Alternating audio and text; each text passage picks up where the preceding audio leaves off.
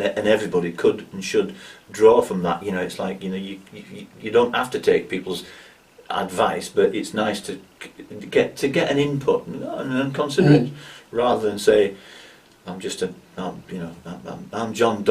I'm an island, you know, and nothing else counts, you know. So it's a juxtaposition between having the self-determination and confidence to do what you do, but then be influenced by other things.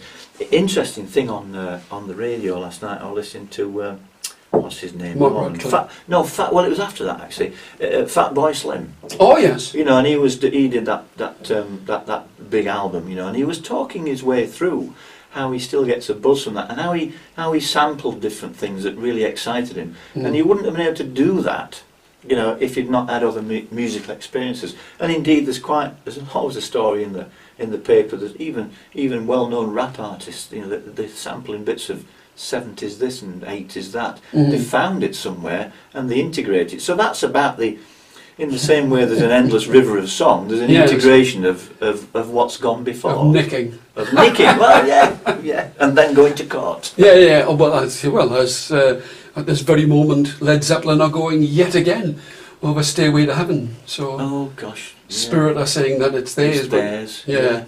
And then there's the Blackwater side story, isn't it? Yeah. Bert Jansch and But I mean, one of the things is, again, Sheryl Crow has said that she's never going to release another album after this series of collaborations. It's not that she's not going to record, but just because of the way that music's presented, she's going to release singles or single tracks, but never collect a body of 12 or 14 songs together and present them as an album. As an album. Yeah, whereas now everybody's sort of taking a piece here and a piece there. Yeah, there's that big debate into, you know, where there's artists who've got massive number of YouTube hits and Spotify hits, and they get like 3 and 9 pence a year from whoever pays them that money. So I think that isn't it 0.001? So they got like 1,000th of a penny. Something ridiculous, you know. I guess in fact, it's another bit really about the evolution of live music, isn't it? Because I suppose we've all heard, and probably some of us have experienced those rock and roll stories where bands have gone on the road, you know, with a management contract that's not worth the paper it wasn't quite written on, and they've been ripped off left, right and centre, you know, by different people. In fact, I've got a story. You tell me a little story. Of course. Interesting little story. With one of my mates called Keith Blessed. Keith Blessed, he's got a little art gallery in Whitby, but he's from Bolton-on-Doon. And for years, I've accidentally been quite friendly with Bill Nelson. Bill Nelson of Bebop Deluxe, yes, fame, a huge band that I've always loved. We're actually related. That's a longer story, but we're related. So I re-engaged with Bill to do some radio interviews a bit back. You know, he lives up in York, and it's ever so pleasant. And I thought that I'd like him to sign my album, because one of my Northern Dream album, which I bought 38 years ago. And so I thought, well, I lent it to Keith Blessed. And Keith Blessed, him of the art gallery in Whitby, had kept on it for 35 years. So I thought, I want to have my album back. So I got my album back, you see. So I thought I took it up to see Bill again to sign the album, you know. And previously, I'd taken the thing into a friend of mine record shop and said, look, I've got one of these, it's an original copy, is it worth out? He said, nah, it's not worth out. There's kind of loads of them around.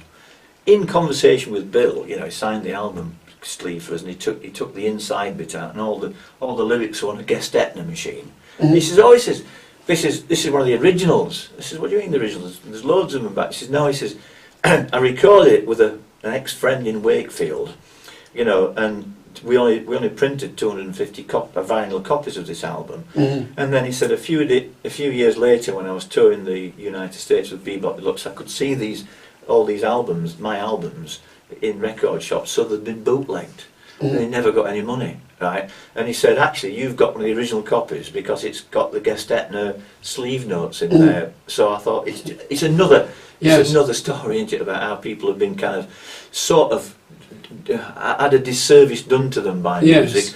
And the Spotify type thing we're talking about is maybe just doing it again in a cleverer, more technological way, which is a great shame to those people that initiate that that art, because writing a good song, playing a great piece of music, it's, as far as I'm concerned, it's high art. It's fantastic. I mean, you're as honest as the D as Yorkshire. So I mean, as you presented like in folk clubs and at folk festivals, I mean, you've always been very even-handed with everybody. Did you ever see the film Flame about Slade?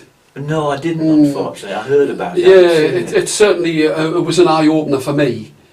I saw it before I became involved in playing music. And even with the insight that it gave of the dark underbelly of the music business, I still wound up suddenly being completely and utterly ripped off. But really, yeah. Just the way that it goes. Yeah. Everybody you talk to has got, what's the worst gig, or, how much money did you never make? Yeah. Pity. Would I be right in saying that the majority of the music that you listen to is probably live? I think it is, actually. It is. I mean, because my kids are now 17 and 13, and that idea of kind of sitting in a quiet room with the stereo on, because I just want to listen to some music at home. It doesn't happen as much as it perhaps ought to. It's a bit like I've got a drinks cabinet full of drinks. I never have a drink at home. I might go to the pub if there's a bit of music involved. So it is the live stuff. I like to listen to stuff that's well recorded, and indeed I do that because I produce and present a radio show. So I have to listen to stuff to make sure it's appropriate for the genre of music that I present on Sign FM in Doncaster. But the live stuff is the stuff that really kind of has the potential to put the hairs up the back of your neck and make you go away walking on cushions thinking, well, that was an experience I'd love to repeat. So it's that immediacy and the connection and the partnership that's engendered between somebody making a performance and a bunch of people sharing it and receiving it. I think it's this. I think it's your enthusiasm and the fact that you connect so strongly with music that's like preserved our friendship over all this time. So, well, I've never given you a tennis lesson, but there's all this time. Price has gone up. Still no bit to that. Okay, well, I'll give you a guitar lesson when you give me a tennis. I think you'll become a tennis player sooner than I'll become a guitar player. All right. So with the radio show, I mean, your eclectic taste. I mean, you've seen this over the time. I mean, we started off like bumping into each other at folk clubs and folk festivals, but folk music has changed. And do you find that with the outlet of a radio show, you now have a platform to show people just what folk is? Yeah, and in fact, yes, that's a good point, because what's nice about it's a community radio station in Doncaster called Sign FM, and me and my friend Johnny Windle, we share the show now because I'm a bit busy with other stuff. So he does a week, I do a week, we record it. We sometimes do some live stuff. The good thing about that is there's no man saying, there's no payola, there's no kind of playlist, there's no you can play that, you can't, there's none of that. We play exactly what we think is appropriate and good music that's within that now broader spectrum of what we call folk. And I made a point of underlining that. I think on my very first radio show that I did, it's probably 5 or 6 years ago now, I thought, right, I need to set the standard. It's got to be a good show, it's got to be great music. So I played Led Zeppelin's Gallows Pole. It's a folk song. It is a folk song. So that's just an example. A good folk song, well sung. Well sung. Yes. And it's so broad. I can just as easily listen to, somebody just doing some unaccompanied singing and storytelling. People like Thomas McCarthy comes to mind. I put Thomas McCarthy on at the club. Who's really is an Irish traveller. And he's learnt all his 555 songs from his auntie and his great uncle, and that connection with the musicality of his background and his family, and going way back, I find that fascinating. And it's a bit like the Bob Fox story about playing a little riff, thinking, now where does that come from? And I like to connect the past with that, and that's just a way of doing it. So having somebody, that's an unaccompanied a cappella singer, it is just as valuable as a 5-piece band with loads of effects and music, as long as they're honest and true about what they're doing. Right. Well, that's the thing. The way that you listen and talk and play music reminds me of like being in Belgium and Holland, where you'd go into a bar and there'd be walls and walls and walls and racks of like LPs, and everybody was trying to not outdo each other, but saying, have a listen to this, Yeah. have a try of this. Yeah. And it became like a huge melange of like different kinds of music. And if nothing else, if you listen to different kinds of music, as you've done with me, then at least you know what it is that you don't like about different Yes. kinds of music that don't appeal to you. Yeah, absolutely. Yeah, Absolutely. so, I mean, you've been involved with folk clubs and you've been to festivals. How do you think the outright traditional music is going to fare now? Well, I think it will always carry on.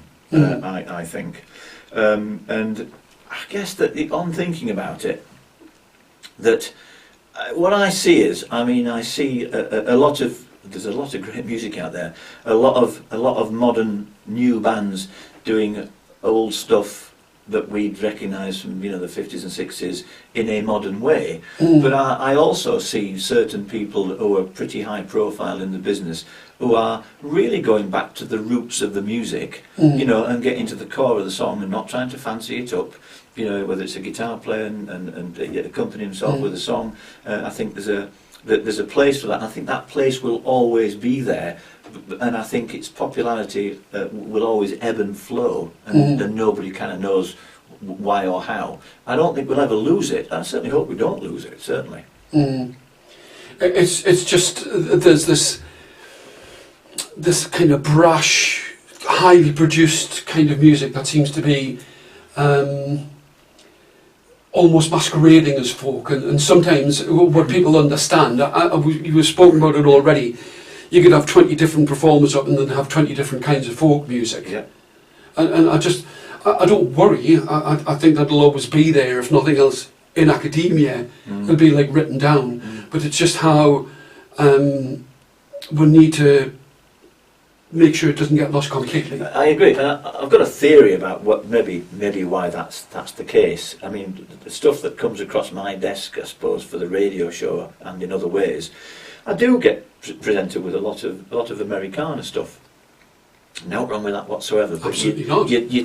One tends to find as a generality that if you get something that's been produced in the States, in the southern states, that the playing is absolutely impeccable. The production values are just ridiculously high. It's just polished to bits, and it's not like they've got a poor product and thought, let's see how we can polish this up to make it sound good.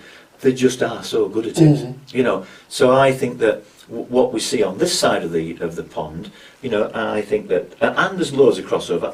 Maybe I see that there's bands over here, there's up and coming bands. They might see it as a bit of a competition. It's a competition to get gigs, competition to get festivals, competition to sell CDs. So you're kind of competing with that very, very high quality material that not everyone's got to like. But a lot of the stuff that comes from the States, it's like they've done that well. So just a theory. Oh no, I mean I agree entirely.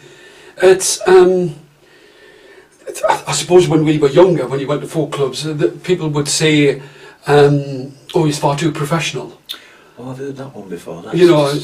Yeah, and we don't like entertainers in this place. But there's a place, and I think one of the greatest things is that there is a place for all kinds of music within a folk club now. There is, and I guess thinking back from a long memory, I used to smile at first, and now I look back and grimace when I saw those traditional folk singers, come and do a floor spot or something on the stage when there might be a main artist on there, and they do their floor spot, and might be a PA involved, and it's not that they'd move the microphone out of the way so that they could connect with the audience in an acoustic way. It's the way that some of them would kind of dismiss it. This is not what we're about. And I just thought that was rubbish. Yeah. It's just another way of getting your music across. That's right. And yeah. so